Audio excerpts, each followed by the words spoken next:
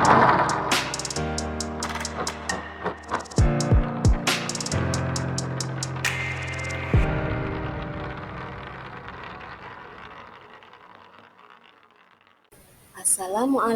warahmatullahi wabarakatuh. Halo semua, bertemu lagi di materi pelajaran Ekonomi Paket C kelas 11. Pada pertemuan kita kali ini, kita akan membahas modul 8 dengan judul Inflasi yang Merenggut Kemakmuran. Adapun tujuan pembelajaran kita kali ini, diharapkan kalian mampu memahami mengenai bagaimana mengenali inflasi dan bagaimana mengurangi dampak inflasi. Oke, langsung saja kita masuk pada pembahasan materi yang pertama. Unit 1. Bagaimana mengenali inflasi? Inflasi dimaknai sebagai kenaikan harga barang atau jasa yang menyebabkan daya beli uang menurun. Kenaikan harga ini terjadi pada sebagian besar barang atau jasa secara terus-menerus atau dalam kurun waktu tertentu. Kenaikan harga barang atau jasa tidak dapat dikatakan inflasi kecuali kenaikan harga barang atau jasa tersebut mempengaruhi kenaikan harga barang atau jasa lainnya. Misal, kenaikan harga BBM bisa mengakibatkan inflasi karena memberikan efek yang luas dan diikuti kenaikan harga barang atau jasa lainnya. Unit 2. Bagaimana mengurangi dampak inflasi? Berbagai upaya dilakukan oleh pemerintah untuk mengatasi dampak inflasi, baik melalui berbagai kebijakan moneter maupun kebijakan fiskal. Nah, selanjutnya kita akan membahas satu-satu mengenai kebijakan moneter dan kebijakan fiskal. Kebijakan moneter.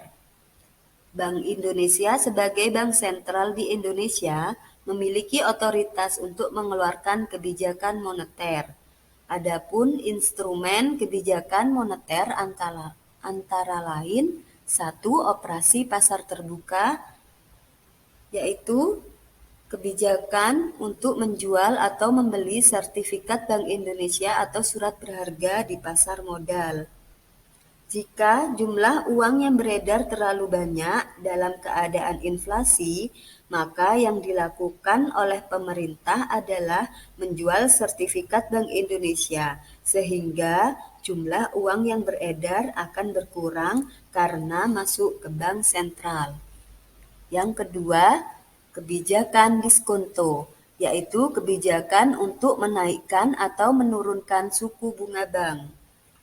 Jika uang yang beredar terlalu banyak dalam keadaan inflasi, maka pemerintah akan menaikkan suku bunga bank sehingga merangsang masyarakat untuk menabung di bank atau uang akan masuk ke bank. Yang ketiga adalah rasio cadangan minimum, yaitu kebijakan untuk menaikkan atau menurunkan cadangan kas pada bank umum. Dana masyarakat yang diterima dalam bentuk giro, tabungan, deposito, sertifikat deposito, dan jenis tabungan lainnya tidak dapat seluruhnya disalurkan sebagai pinjaman ke masyarakat. Bank Indonesia membuat kebijakan menambah cadangan kas untuk mengurangi jumlah uang yang beredar di masyarakat. Dan yang keempat adalah kebijakan pemberian kredit atau kredit selektif. Melalui kebijakan ini, Bank Indonesia dapat ikut mengontrol jumlah uang yang beredar di masyarakat. Kebijakan pemberian kredit dapat berupa batas maksimum kredit yang diberikan dan syarat yang harus dipenuhi untuk mendapatkan kredit. Kebijakan fiskal, yaitu kebijakan terkait pengelolaan anggaran penerimaan dan pengeluaran pemerintah. Instrumen kebijakan fiskal dapat berupa 1. Sistem perpajakan, yaitu kebijakan menaikkan atau menurunkan tarif pajak. Jika terjadi inflasi, berarti tarif pajak akan dinaikkan. Dan yang kedua, kebijakan anggaran berimbang, yaitu kebijakan pemerintah dalam menyeimbangkan jumlah pendapatan dan belanja negara.